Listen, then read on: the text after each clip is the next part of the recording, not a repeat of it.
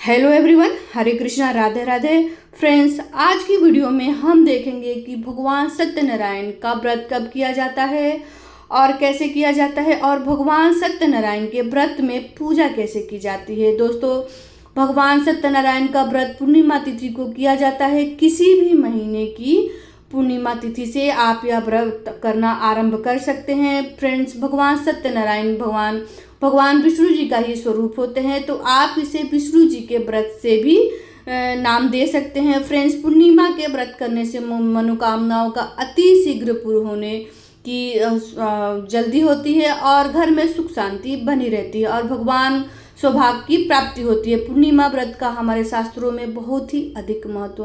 पूर्णिमा के दिन भगवान सत्यनारायण भगवान की व्रत कथा करके सत्यनारायण भगवान की कथा की जाती है। फ्रेंड्स, पंडित जी को अगर आप हर महीने न बुला पाए तो आप घर में ही बहुत ही सिंपल तरीके से पूजा कर सकते हैं। फ्रेंड्स, मैं बहुत ही सिंपल तरीके से पूजा विधि करके आपको दिखाऊंगी।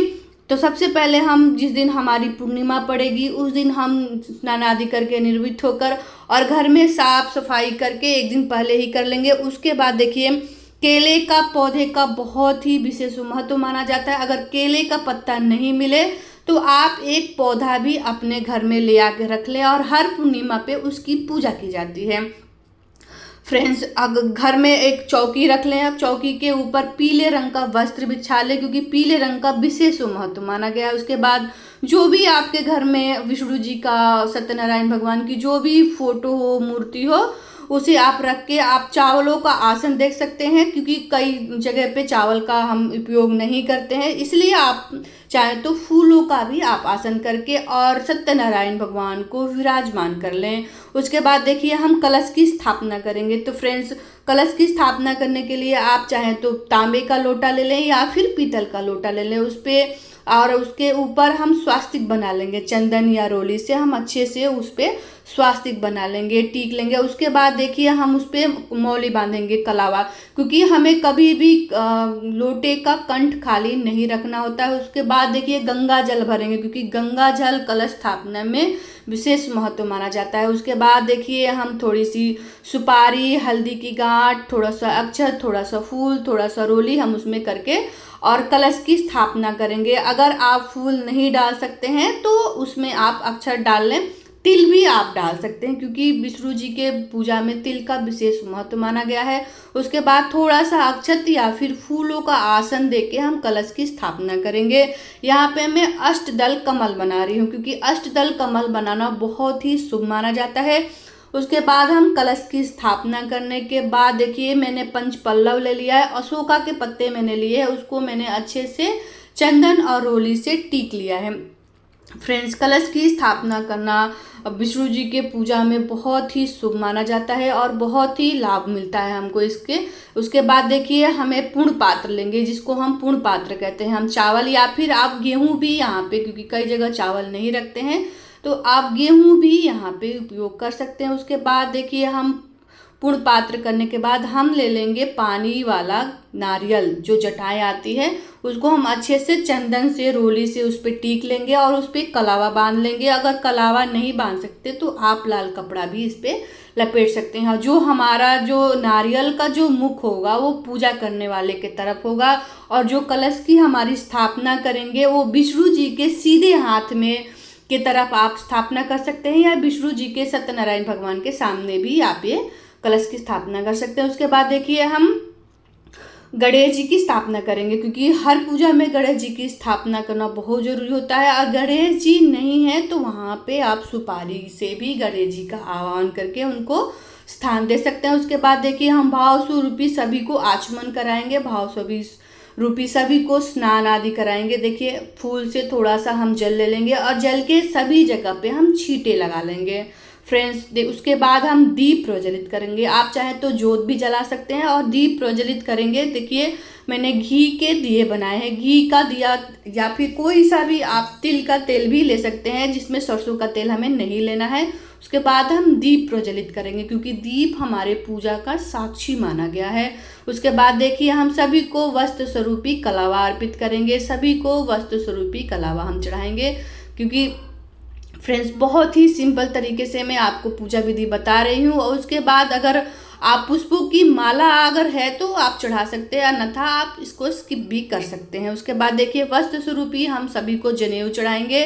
पहले हम सत्यनारायण भगवान को जनेऊ चढ़ाएंगे, उसके बाद देखिए हम गणेश जी को जनेऊ चढ़ाएंगे। गणेश जी की जनेऊ नहीं है तो आप कच्चे सूत से भी गणेश जी की जनेऊ बना के और उनको चढ़ा सकते हैं, उनको अर्पित कर सकते हैं। और उसके बाद देखिए हम सभी को कलावा अर्पित करेंगे, वस्त्र स्वरूपी कलावा अर्पित करेंगे। और अगर आपके घर में लड्डू गोपाल जी की विग्रह है, उनकी स्थापना किए हैं, तो आप उस पूजा पे लड्डू गोपाल जी को जरूर विराजमान करें, क्योंकि लड्डू गोपाल जी भी हमारे विष्णु जी का ही बाल स्वरूप माने जाते हैं। तो देखिए हम अपने लड्डू गोपाल को, मैंने पूर्णिमा के वस्त्र उनको अच्छे से श्रृंगार करके उनको स्थापना कर दी है पूजा पे। और देखिए हम गणेश जी को पहले लाल पुष्प अर्पित करेंगे।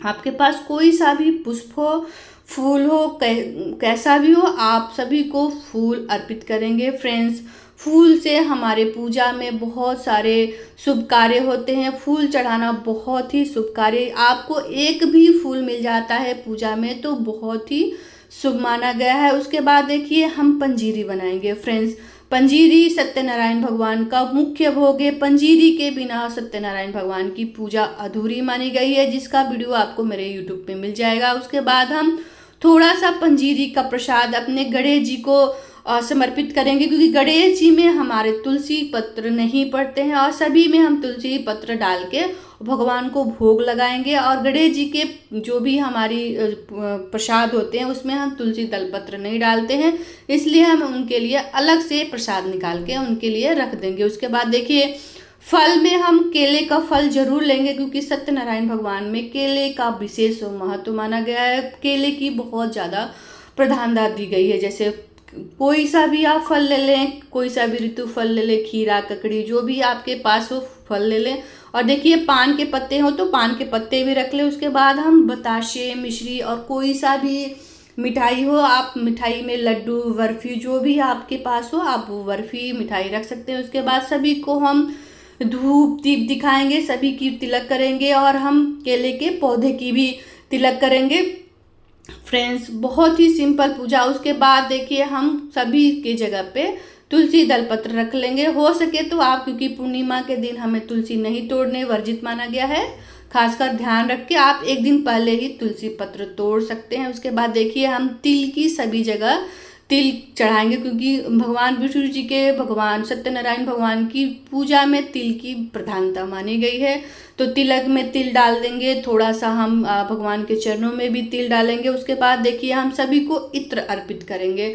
अगर आपके पास इत्र है तो आप इत्र अर्पित करें, अन्यथा आप छोड़ सकते हैं, क्योंकि देखिए हमें हर महीने पूजा करनी होती है। उसके बाद हम सभी को चंदन का तिलक लगाएंगे। चंदन का तिलक हम दीप को भी लगाएंगे, क्योंकि विष्णु जी के पूजा में तिल का विशेष महत्व माना गया है। क्योंकि देखिए हमारे लड्डू गोपाल को भी हम तिलक लगाएंगे, सभी जगह हम चंदन का तिलक लगाएंगे, केले के पौधे को भी हम तिलक लगाएंगे। फ्रेंड्स तिलक लगाना बहुत ही शुभ माना गया है हमारे शास्त्रों में, हमारे हिंदू धर्म में तिलक का विशेष महत्व माना गया है। उसके बाद देखिए हम सभी को रोली का भी तिलक लगाएंगे।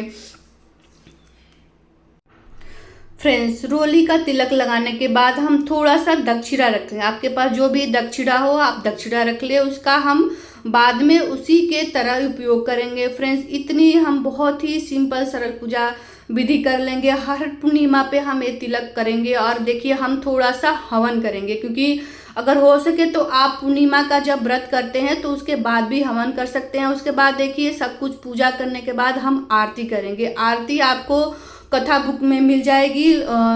सत्यनारायण भगवान की आरती बहुत ही सिंपल तरीके से आती है उसमें बुक कथा में, तो आप उसमें से पढ़ के आरती भी कर सकते हैं। उसके बाद देखिए इस कथा में आपको आरती इजीली मिल जाएगी। और हाथों में थोड़ा सा फूल और अक्षत या फिर तिल लेके भी हम कथा सुन लेंगे।